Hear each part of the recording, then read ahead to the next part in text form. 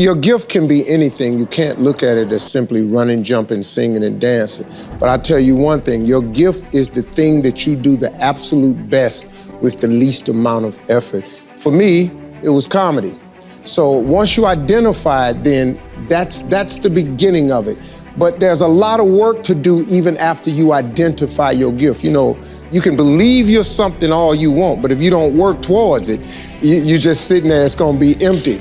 Failure means you've now learned another valuable lesson that pushes you one step closer to success. It means go in another direction. It means you have to go in another direction. Failure is not the end all. No. People keep getting buried under failure. I bet you that you have failed more times than anyone in this room. Absolutely. I promise you have. I'm willing to bet that I have failed more times than anyone in this room, because I have attempted so many things that you have no idea what I've attempted and failed at. But I don't let the failures define me. It's God pointing you in another direction. It's clear about that. And you've got to be willing to go with that bend, because that bend in the road is the only way. Success is not a straight line. It is not. It's crooked, it's down in a valley, it's back up over a mountain. See, I'm a seed, I really am. But a seed has to be planted. A seed got to have dirt put on top of it. If you take a seed and throw it on the concrete and walk off, the sun just burn it up. But guess what? Logically, in my mind, it doesn't make sense that to grow something, you should dig a hole, put it down in there, and cover it with dirt. Logically, that don't make no sense to me. But though. See, dirt is necessary for growth and development. Dirt builds character. Dirt gives you the push-through factor. Dirt makes you come with it when you don't feel like coming with it no more. And you get dirt in a lot of different ways. All of y'all that had dirt thrown on you. And dirt ain't always what you want. It's somebody talking about you down on your job. It's somebody accusing you of something that you didn't do. It's somebody telling you you ain't gonna make it. It's somebody sharing information about you that ain't true. That everybody get dirt put on them. But see, when you getting put under that stress, please know God is always working. Kirk Franklin's song, God is always working, so I smile. Because I know he back there. See, that dirt builds character in you. When they talking about you, it teaches you to withstand it.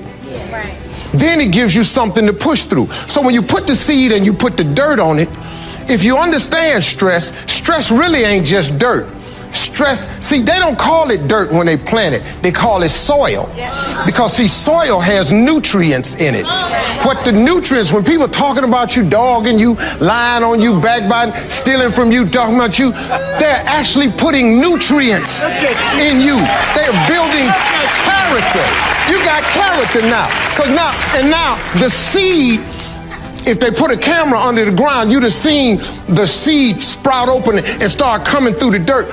Because the dirt is necessary so you can prove yourself. You know, if you don't really want to be, everything you see above ground that blossoms and plants and grows and that's beautiful, it was underground one time.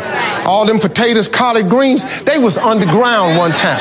Them apple trees, they was underground one time. So they had to prove themselves. See, you want to be successful, well then you got to prove yourself. You got to push through the dirt. You got to come up through here. You got to come out. Then you sprout, and then Bishop say, then you become a tree. Next thing you know, you got fruit. So when people try to figure out how to make $1 million, they have no idea how daunting that is. Because if you know how to make $1 million, you go make it tomorrow. But since you can't figure out how to $1 million idea, you go somewhere and sit down. That's the wrong approach. If you apply your gift, your God-given gift that he gave you, you have millions already at your disposal. If you break it down inch by inch into things essential, or the 10 by 10 theory, which is very simple. You don't need $1 million idea, you need a $10 idea. You need something that you do, your gift that God gave you, to make $10. That's all you got to be able to know. I don't care if it's cutting hair, cutting somebody's grass, washing somebody's car. I don't care if it's mowing somebody's lawn. I don't care if it's driving people to their destinations. I don't care if it's babysitting. I don't care if it's baking cookies or pie. You have some braiding somebody's hair. You have something that you can do so well that someone will give you $10 for it. Write my paper for me. Do this for me. Somebody give you $10 for it. Once they give you $10, all you got to do is whatever you did to get that 10, do it 10 more times. You now, my friend, have $100. You have $100 simply because you took a $10 idea and you did it 10 times. Well, guess what? If you take that $100 that you made since you done it 10 times and you do it 10 more times, I got news for you, my friend. You now have $1,000. $1,000, you make $1,000, guess what all you got to do? You got to multiply that effort again. Do whatever you did to do $1,000, do it 10 more times. My friend, you now have $10,000. You got $10,000 now. Imagine if you was making an extra $10,000 a month. Just imagine if you was making an extra $10,000 a month. That's $120,000 a year.